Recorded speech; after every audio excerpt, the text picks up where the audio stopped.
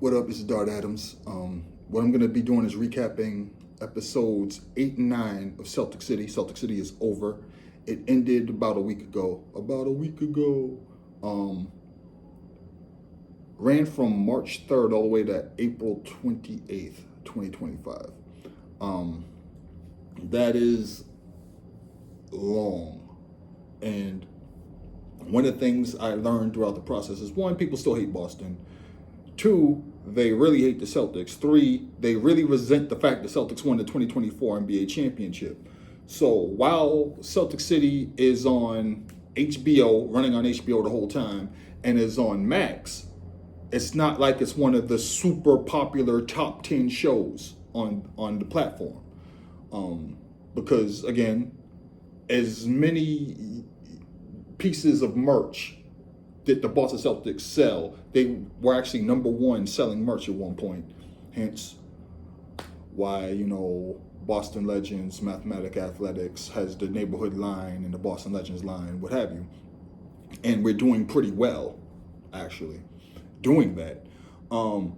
Outside of New England, people have a distinct hatred, vitriol, and resentment towards the Boston Celtics franchise. So it's not like it's doing extremely well, but Celtic City outside of the core fan base.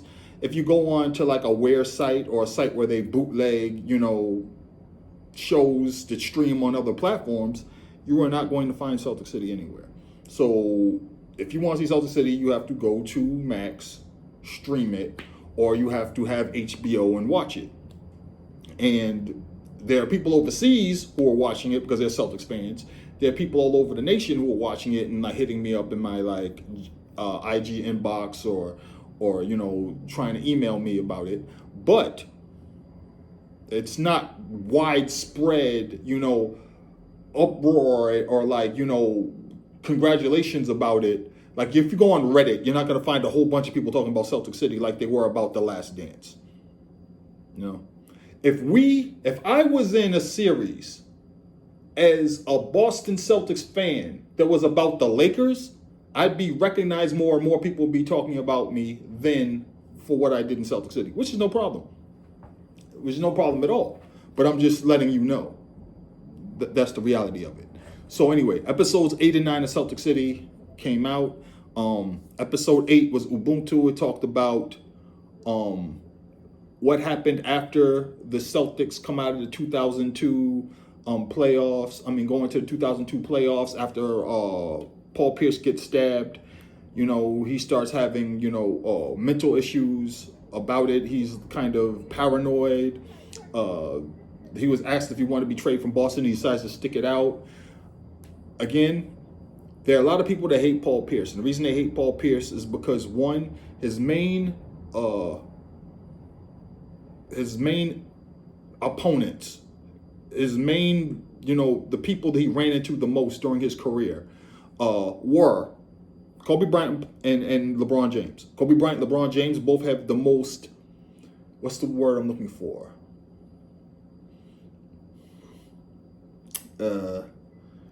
They have the most active, the most engaged, and I'd say the most vitriolic stan bases of pretty much any NBA player in the last 25 years. That's Kobe Bryant and LeBron James. They are zealots, damn near. Stans. And if you're somebody that maybe busted Kobe Bryant's ass, maybe busted LeBron's ass multiple times to the point where he ran to Miami, this is fact. This is not feelings. This is fact. LeBron James, I even wrote a piece about it. It's called Open Letter to LeBron James from Boston Magazine. I detailed how LeBron James was tormented by the Boston Celtics, then became their tormentor. That is something that has happened in very few NBA careers. And it might turn back around in year 22, being eliminated in round 1. He probably never see them again in the playoffs. Right? But the point I'm making is that LeBron James and Kobe Bryant were Paul Pierce's main adversaries in his career. So that means that people are going to hate Paul Pierce. And the other part is that the first 2.5 years of Paul Pierce's NBA career, because you got to remember, 1 year was strike shortened. I believe that was his rookie year, was strike shortened, so he only played 50 games. But the first 2.5-ish years of Paul Pierce's career, there were very few Boston Celtics games on national television because they weren't that good. At the time, you had to have a certain level of cachet or wins in order to get a certain amount of games on the national schedule. You usually got the minimum, if not. And that was the Boston Celtics. So it wasn't until the 2001-2002 season, especially after they made trades, they got Rodney Rogers, they got Tony Delk after already having Eric Strickland, and the Celtics started winning more. And after that All-Star break, 2022, after the All-Star break, they started adding Boston Celtics games to the national schedule. So people started seeing Paul Pierce and Antoine Walker. And then when the playoffs came, that was their real big coming out party because everybody's watching the playoffs. They made that run to the ECF. To the ECF. They had that 26-point comeback. They go up 2-1, but they lose ultimately the series to the New Jersey Nets. A lot of it had to do with the fact that, they didn't talk about this in the series, that the fans were very, very, very terrible to Jason Kidd's wife and son. And Jason Kidd took that to heart. And not only that, but the way the Boston Celtics played at the time, they shot a lot of threes. Go back and look at the 2001, 2002 Boston Celtics and how many threes they shot. They had 7 guys that shot threes. They shot a volume of threes that people thought that they were insane. Charles Barkley used to say that you can't win a championship playing like that. It's impossible to win a championship playing like that. This is way before the Golden State Warriors did it. There are a lot of things in the modern NBA that would not work back in the days, and now it's the modus operandi. It's the way things work. Now, they shot a lot of threes, but the thing is that they shot threes and they led to the long rebounds, which initiated transition to fast break, which played directly into the New Jersey Nets' hands. So that's one factor. The other factor is the Boston Celtics did not have any bigs that could deal with, and this is wild to say, the New Jersey Nets bigs. Todd McCullough was a matchup problem, because Tony Batiste couldn't guard him. You had a bunch of other bigs. And then the other issue was that Antoine Walker not being as athletic as Kenyon Martin. And also, him shooting a lot of threes but not being in the paint to deal with Kenyon Martin, who kind of took advantage in the low post. But here's the thing. During the regular season, the Celtics killed the Nets. But the Nets made adjustments based on that. So, after the Celtics lost, you go into 2003, and the Celtics kind of tinkered with some things, and this was a mistake. They didn't mention this in Celtics City. They traded Kenny Anderson. They brought in Vin Baker because they needed bigs, and they thought Vin Baker would be that guy. Problem is, Vin Baker was an alcoholic. They didn't know that. And so Vin Baker didn't work out. Vin Baker was at the end of his career.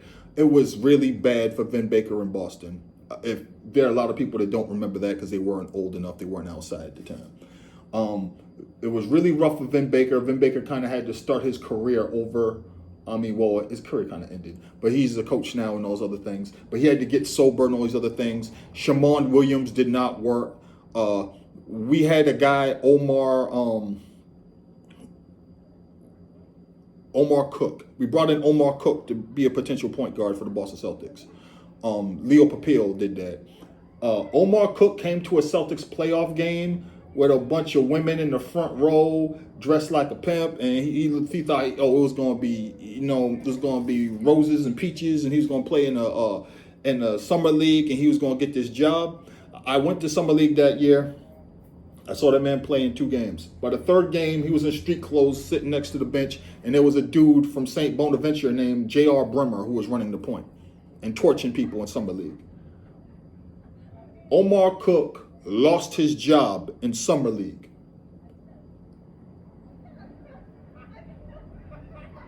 There's people laughing outside. He lost his job in summer league. So J.R. Bremer ends up becoming the next Celtics point guard, and he sucked. He was terrible. He was trash. The Paul Pierce and Antoine Walker led the league in turnovers for their positions in the 2002-2003 season. And the Celtics swept the first round and then got eliminated the second round in 2003. So now it's like, all right, we got to figure out what to do with this team. Danny Ainge is butting heads with OB, Jim O'Brien, who became the new coach after Rick Pitino skipped town. He just left. So now the Celtics are in this flux. So then they just get bad. You know, we're talking about the Sebastian Telfair years. Marcus Banks. That didn't work. Kedrick Brown didn't pan out. You know, all these Celtics draft picks. We already know that Joe Forte didn't work. He was a knucklehead. You know, they drafted ISO Joe, and they let ISO Joe go because he ran into a rookie wall, and it was like, we could do better. And which is why they even ended up, because they got Rodney Rogers. But they couldn't retain Rodney Rogers in free agency. They couldn't keep Eric Strickland in free agency. Rodney Rogers went to the New Jersey Nets in free agency. That was horrible. So the Celtics couldn't retain these players. They made bad trades. They go up, they go down. They trade for Antoine Walker back when they made a trade and they got Gary Payton as the point guard. And it looked like they might have something because they were hot at the end of the season. And then they get eliminated by the Indiana Pacers. I went to the playoff game in 2005, I believe, where we thought the Celtics were going to win. And my brother and I go to the court and we look and we see Mel is practicing and he's doing drills. Jamal Tinsley. They called him Mel the abuser at the Rucker. And we're like, uh-oh. And I'll be damned, they beat the Celtics. The Celtics were this close to sending Reggie Miller home early and ending his career. They didn't do it. So now we're at the 2006-2007 season. Then we get to 2007. The Celtics are the worst they've been in a long time.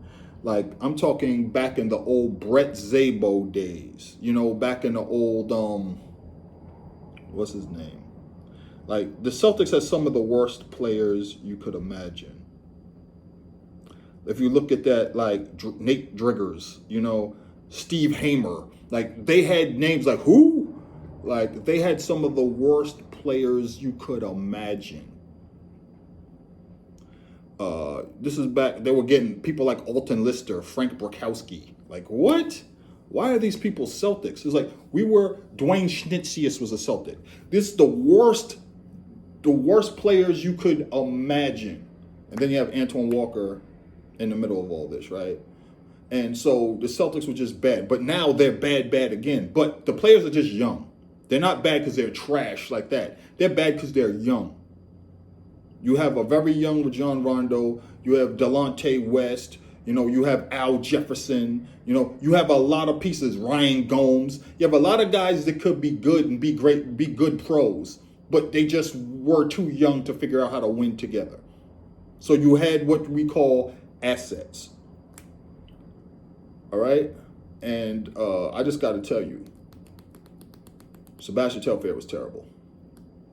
And one of the worst things he did, too, this is not going to be in Celtics City. It wouldn't be in there anyway. But one of the worst things he did, one of the worst offenses Sebastian Telfair made, very tone deaf, his number was 31. And Cedric Maxwell's number is 31. Cedric Maxwell's number's retired into the rafters. And he was going to ask Cedric Maxwell if he could unretire 31 so he could wear it on the court. In Boston?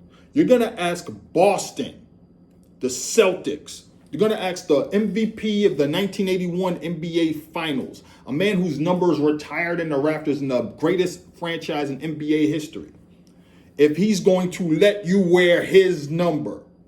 And you, sir, have done nothing in the league. And you are not going to be this team's savior. You're a stopgap player, and that's going to come back.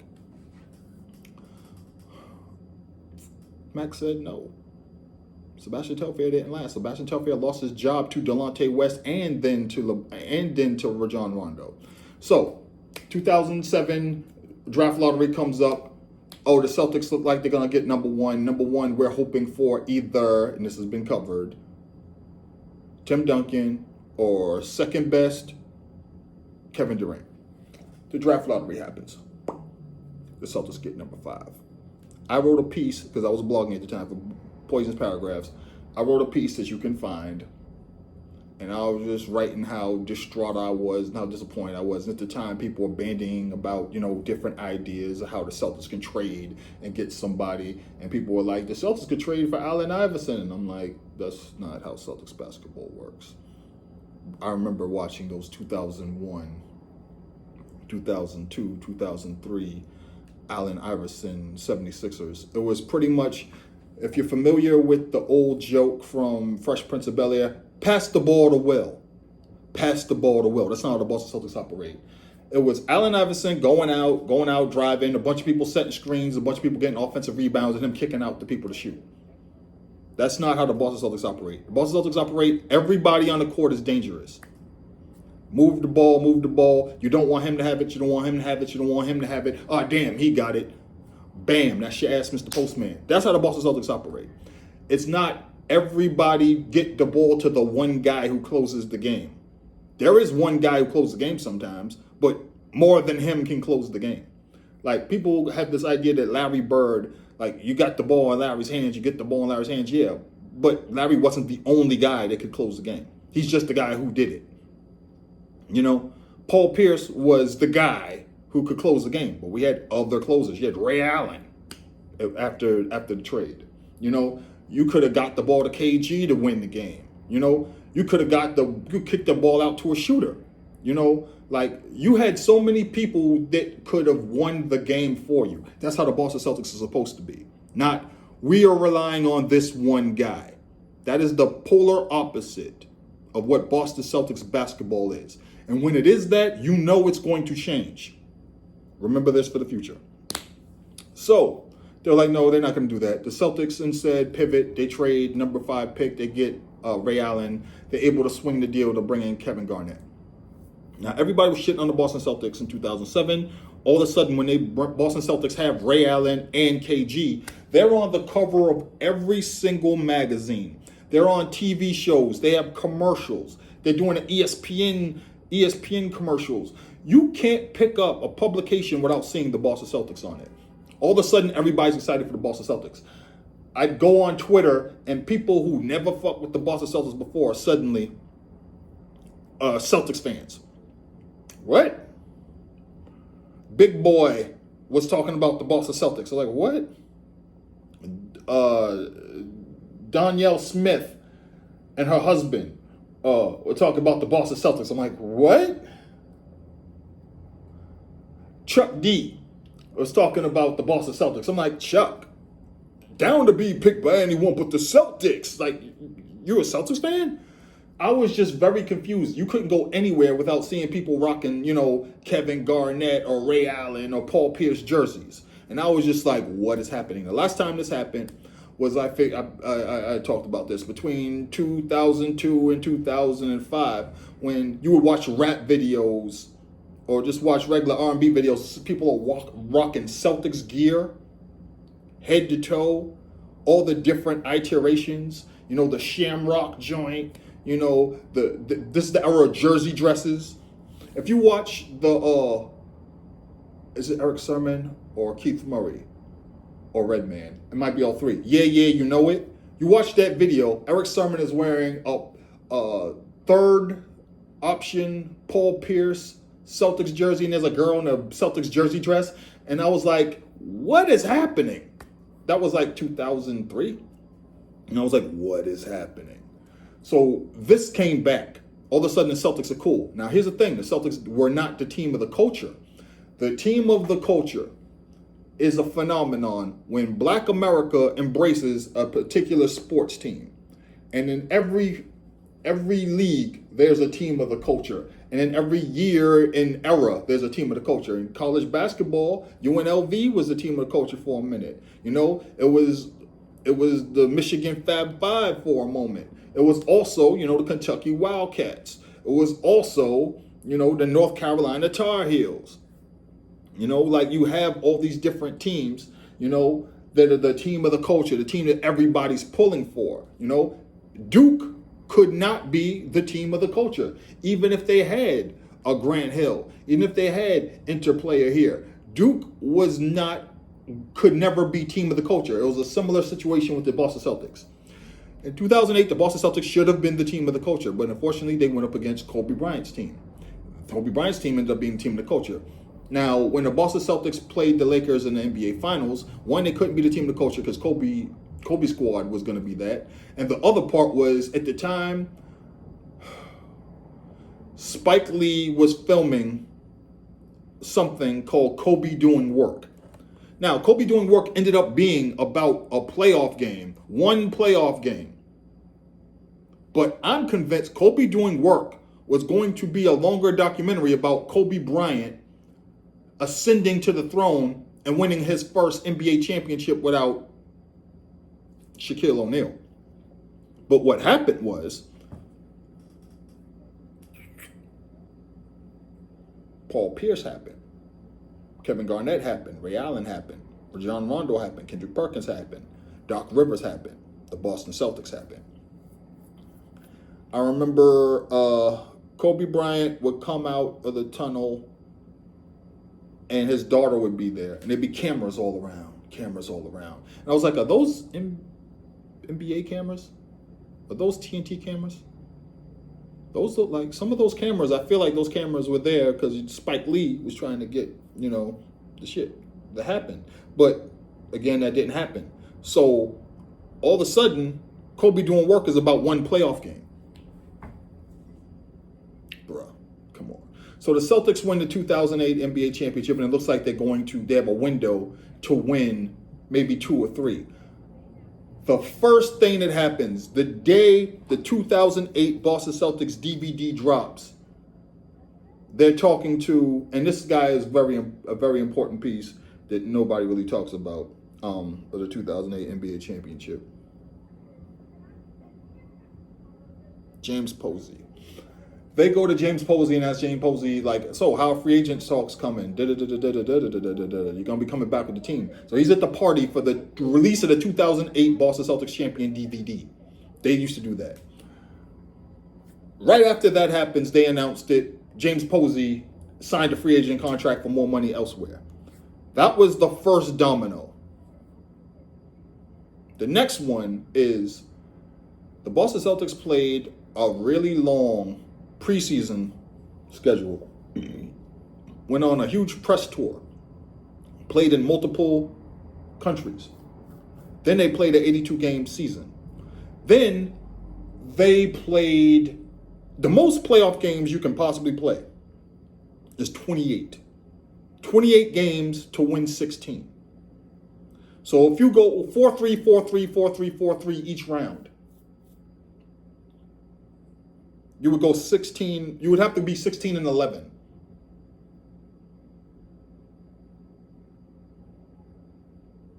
You can't be 16-12 and get eliminated.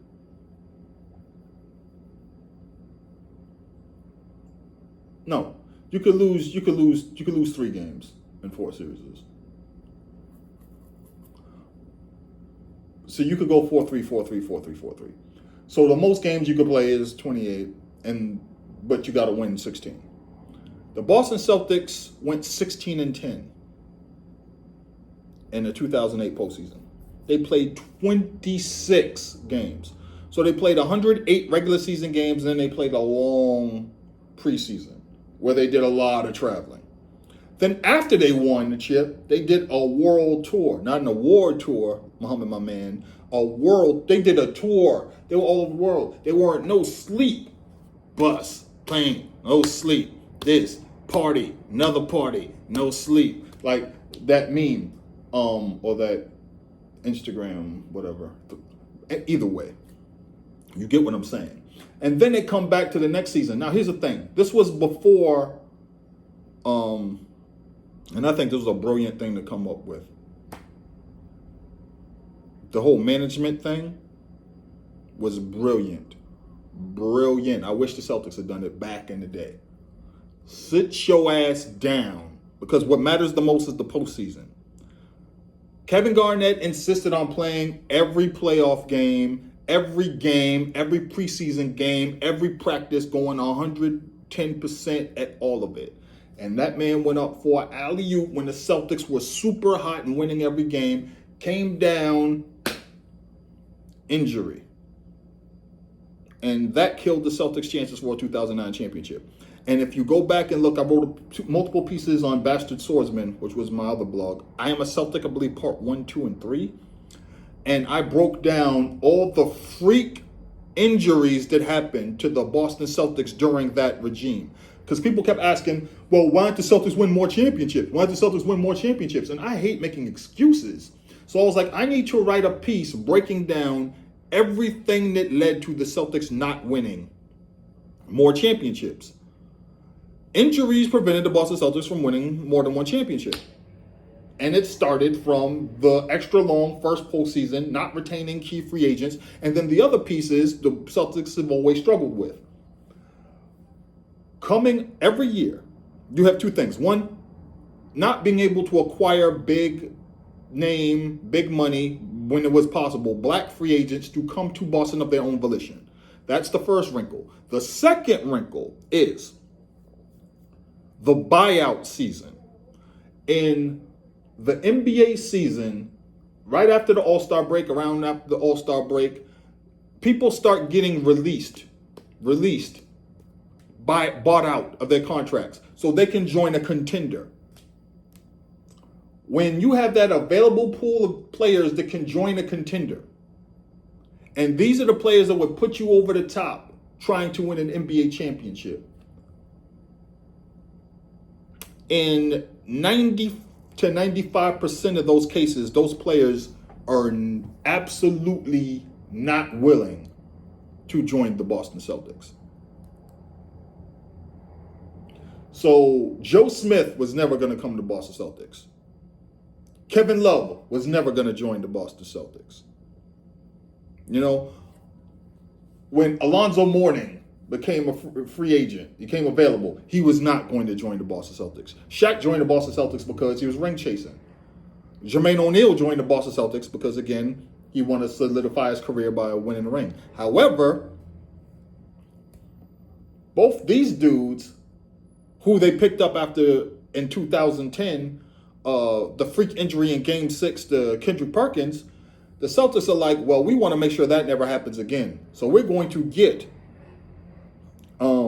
Sheldon Williams, who we don't expect to ever be on the court. We're going to get Shaquille O'Neal, and we're going to get Jermaine O'Neal. And that will cover everything. Problem: Jermaine O'Neal injured whole season. Shaq injured, never himself all season. You know who was healthy? Sheldon Williams. Sheldon Williams just happened to be ass. So after Kendrick Perkins went down in 2010, and also the Celtics brought in Rasheed Wallace, who was also ring chasing, but he had stopped playing defense and he was just shooting threes. And so they created a strategy, and it would have worked if it wasn't for the fact Rasheed fouled out, and then they had nobody to rebound. Sheldon Williams was trash. They would put in Scal for spots, and he didn't hit a shot during those spots. So the Celtics got out-rebounded, they got killed, and they ended up losing in Game 7 in 2010. And that was, the window should have closed there. But Doc Rivers kept finding more free agents, more people. Marquise Daniels tried to bring back Delonte West. Delonte West got injured. Marquise Daniels had a freak injury, spinal injury. They brought in dude from Maryland, Elliott. He had a heart condition. So they traded for Jeff Green, Uncle Jeff Green. He had a heart condition. He had to have open heart surgery. all these freak things started happening. They traded for this guy. So the year that they traded Kendrick Perkins, they were being followed by a series, a documentary series called The Association. The Celtics kind of chugging along, doing okay, and then when they trade for Kendrick Perkins, is the saddest episode of The Association. You can see that after losing in 2010, they were on a mission in 2011 to win the championship. And all together. And when they traded Perk, the bottom fell out. They did go on a win streak with whoever the dude was. There was the center.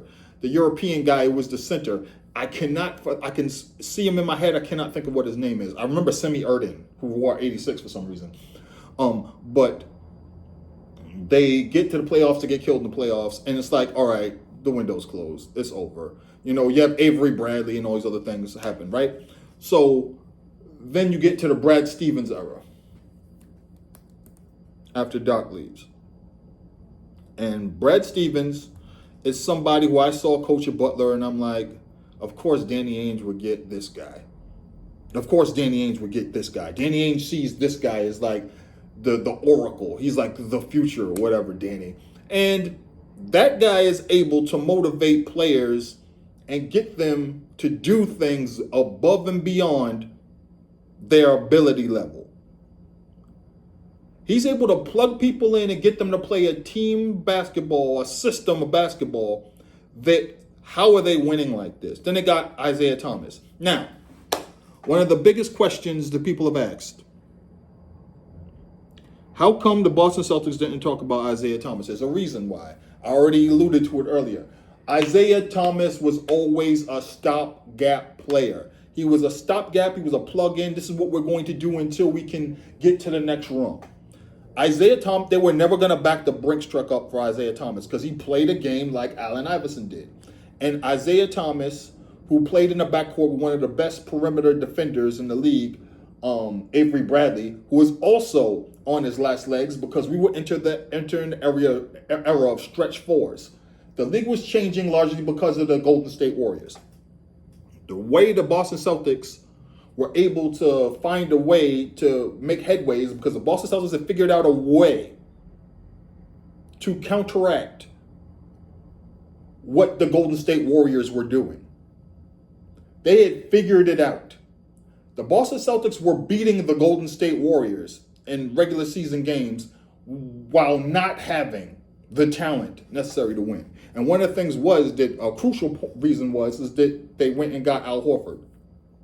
Al Horford was the guy that allowed for the Boston Celtics to be able to win with the undersized backcourt. A 5'9" point guard, a 6'2" shooting guard. Al Horford was getting 5 assists a game. Al Horford was playing incredible defense. Al Horford was scoring when he needed to. Al Horford was the secondary man distributing the ball because a lot of people were relying on IT to actually pass the ball and get people open. Because they're going after him, somebody else is open. You had people that could just like knock down shots. And then you had people that were just giving up themselves on defense and on offense, just giving up their body and just doing whatever was necessary to win. So they were doing good enough to, have their high seed in the East. Problem is, the best team in the East was the Cleveland Cavaliers.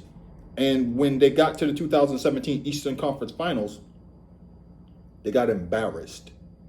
Anybody who watched the 2017 Eastern Conference Finals should have known, they just need to get IT some help. No. This is the ceiling for this iteration of the team. People don't talk enough about how brilliant it was for Danny Ainge to upgrade every roster spot in the 2007 postseason, after the 2017 postseason. You drafted Jaylen Brown, who in one game where they got completely embarrassed, I believe it was game 2 of the 2017 Eastern Conference Finals, he was the only dude that showed heart. He scored 19 points as a rookie off the bench. And I knew that guy's staying. That guy's going to become a star. He's going to be one of the cornerstones of the franchise going forward. They drafted the next cornerstone of the franchise going forward, Jason Tatum. And it was very apparent when they already had Al Horford in free agency. They traded IT for Kyrie Irving, who killed the Boston Celtics in the 2017 playoffs. They had won one game, and then the next game, they were up. And it was like, if the Celtics win this game, they're going to think that they can win this series. And Kyrie Irving went on a run to end all runs. But he was not happy in his role with LeBron James, because Batman and Robin, he's like, I am not Robin if you're Batman. We could be Superman and Batman. And you could be Superman, I could be Batman, but we are not Batman and Robin. So Kyrie Irving gets traded for IT. When the Cleveland Cavaliers realized that, everybody's going to think that we got fleeced like the New Jersey Nets, and we're going to be on the Summer Jam screen, we want more. Because IT was injured. You knew he was injured. There's a reason why he didn't play the rest of the 2017 Eastern Conference Finals. You were glad to get him for IT. I mean, you were glad to get IT for him. But all of a sudden now, no, we want more. And it was like, whatever, bro. So, give them an extra pick. I think it was a second rounder or some shit. But the Celtics then had these young players, and they drafted really well. You had Marcus Smart. You had Terry Rozier. You had Jaylen Brown. You had Jason Tatum. Then you bring in like Marcus Morris. And then you have Kyrie Irving, Al Horford, and you have Gordon Hayward, who everybody knew Gordon Hayward, who played the Butler, was going to come in free agency. Like, it got leaked 3 times, but it wasn't really a leak because everybody knew Gordon Hayward was coming. Everybody knew.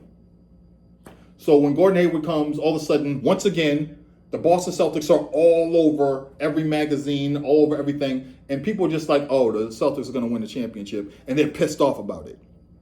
But first game of the season, Gordon Hayward gets injured, breaks his leg, gets injured. And I remember immediately, and his name comes up all the time, Charles Barkley says, the Boston Celtics season is over. And when he said that, I was like, oh no, they're going to be in contention for a championship. Because Chuck said the season's over. And he's never right. You can't win a championship shooting a bunch of threes. It happened. You know, the Celtics can't do this. It happens. I guarantee they're going to win. That team loses. So whenever Chuck says something, I was like, discount that. So the Boston Celtics instead do go on a run. Kyrie Irving gets injured, so he's not going to be available for the rest of the season. But the Boston Celtics are 6 minutes away from going to the 2018 NBA Finals, led by Terry Rozier, led by Jason Tatum, Jaylen Brown, Al Horford. And Gordon Hayward's on the bench. Kyrie Irving's on the bench sometimes because Kyrie Irving was also doing his Uncle Drew movie. So when Game 7 happens, he ain't even at the game. He's promoting Uncle Drew.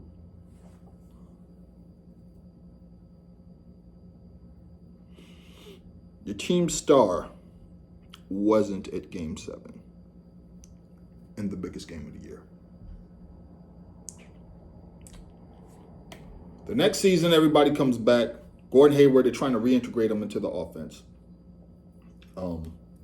Kyrie Irving's back, so that means that Terry Rozier, who was a superstar in the playoffs, has to take a step back. Marcus Smart, who was a superstar doing all this stuff, winning basketball stuff, has to take a step back. Jaylen Brown and Jason Tatum, who were growing by leaps and bounds, they now have to take a step back because Gordon Hayward's back, and now all these other things are happening. So they're like, whatever. Now, this is the thing that we haven't talked about yet because it's been too new.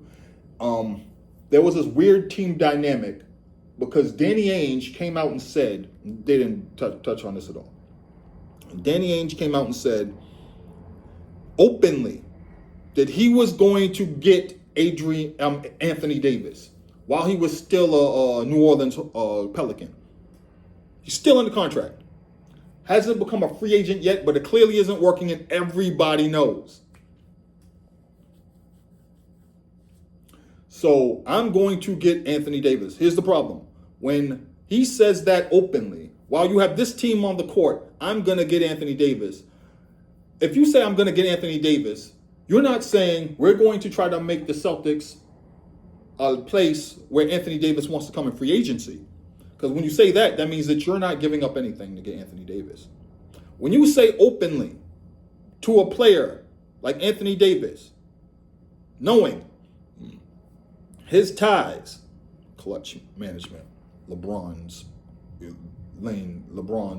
association, Maverick Carter, Rich, all those people.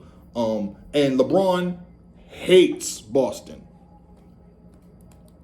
You already knew this was going to go badly. And also the other dark cloud hanging over the Boston Celtics is if you're going to try to acquire Anthony Davis, who's going? You're doing the money in your head. Al Horford, he's got his spot, so you're going to trade Al Horford for him. And then who's going to go with him? Jalen? It's not Jason. So Terry? So people in their heads are like, so these guys are playing in the Celtics uniforms knowing that Danny Ainge has pretty much said, y'all better do whatever you can because Jason, Jalen, Terry, Al, y'all all on borrowed time. Because I'm going to bring in this guy to win a championship. That fucked up a lot of stuff because now there are agendas in the locker room now because now people have free agent periods coming up. They have to look for money. They have to look to take care of their families and they have to look out for their careers because it's not just all about playing for the Celtics. So Jaylen Brown's like, what the fuck? Jason Tatum's like, what the fuck? Al Horford's like, what? And the other part of it is that Kyrie Irving, they're trying to appease to Kyrie, like, we're going to do everything to help you win. But Kyrie is already looking at the front door, even though he's saying otherwise. Because Kyrie Irving's dad was a legend here, and he played for BU, so the idea is that he was going to be a Boston legend, and he's going to continue in the footsteps. Kyrie's parents met here, and none of that shit mattered. None of that mattered. So Kyrie just ended up being like, he just did everything wrong in terms of how he related to the fandom and the franchise. And they had a whole lot of team meetings because there were all these different agendas. Kyrie is thinking about his next contract. Marcus Morris thinking about his next contract. Gordon Hayward's still trying to get healthy.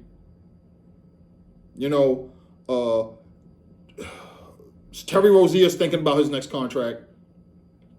Everybody's, am I going to be? And Marcus Morris thinking about it. Everybody is thinking about other things other than the game. And then when the Celtics were really up and down. You get to the postseason, the Celtics sweep in the first round.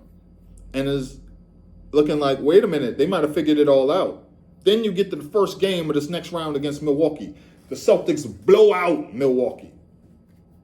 And they win the first 5 games of the postseason. And people like the 2019 Celtics like, hey, maybe they just need to get to the postseason. And I kind of feel like they won't say this. Nobody's going to say this has been too early. It's been too soon. And nobody's going to delve into this, so they completely glossed over it. They had Howard say, the 2019 Celtics looked like they were going to get there, but then, they kind of, went the other way. Gloss over everything because we don't have time to get into it. Enough time hasn't passed. Everybody's going to have to have been retired for a while before we get the real story. But as far as I saw, Kyrie Irving was like, oh shit, I'm going to have to be stuck with these guys, and I might have to win, and I might possibly win a championship with them. So all of a sudden, Kyrie Irving has 4 horrible games in a row. Out of nowhere. Kyrie Irving has 4 of the worst games of his career in a row. He's doing things that are completely uncharacteristic of the guy who I've seen completely take over playoff games just in 2016, 2017. Completely uncharacteristic. He's turning the ball over. He's having interviews where he's like, I'm going to do this. He's freezing people out. And the Celtics lose the next 4 games in a row, even though they look like world beaters in game 1. They look like the polar opposite in games 2, 3, 4, and 5. And Kyrie had some horrible games, 4 horrible games in a row. In terms of decision making, shooting, everything. Just out of the blue. I don't need to say anymore. So he's gone, free agency. Him and Kevin Durant go to Brooklyn. And the Celtics have to figure it out. So the Celtics, like, Kyrie's gone, good, let's get Kemba. This guy's gone, good, let's get them. Let's get them. So the Celtics keep reimagining everything. They keep working with that same core they have. 2020, the COVID year, they get eliminated in the bubble because they just didn't have a big that could deal with Bam Adebayo. They just didn't. And Gordon Hayward was never healthy in the postseason. If they had a healthy, and they never did, and I kind of forgot he was even in the league, to keep it a buck, which is sad. If the Boston Celtics ever had a healthy Robert Williams, the third, and a healthy Gordon Hayward, who knows what would have happened? But then we wouldn't have gotten here. They never had a healthy Gordon Hayward or a healthy Robert Williams III. And also, I don't think that the people really cared for Robin, Gordon Hayward's wife, and that's another story here, neither here nor there.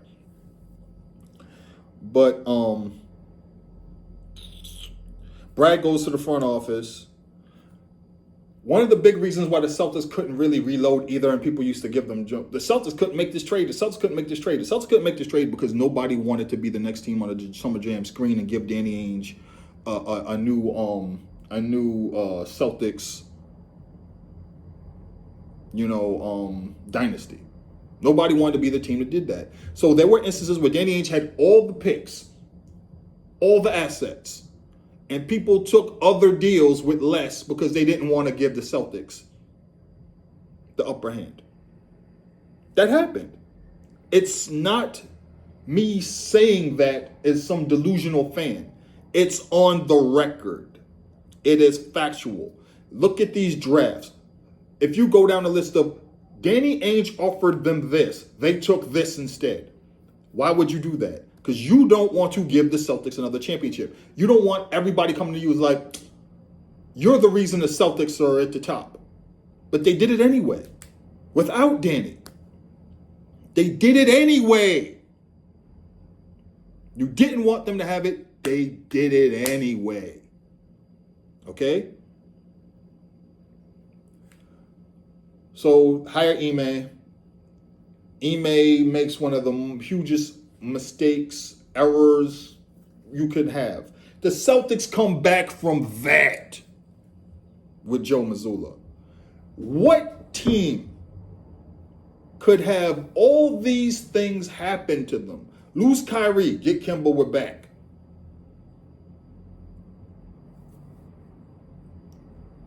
Lose Scary Terry, it's okay, we got somebody else, we're back.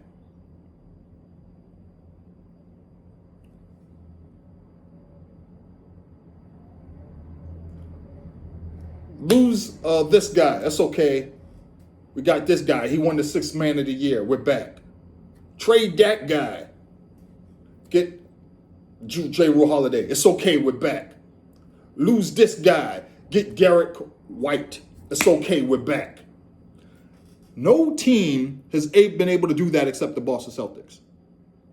And now they're on to the second round against the New York Knicks.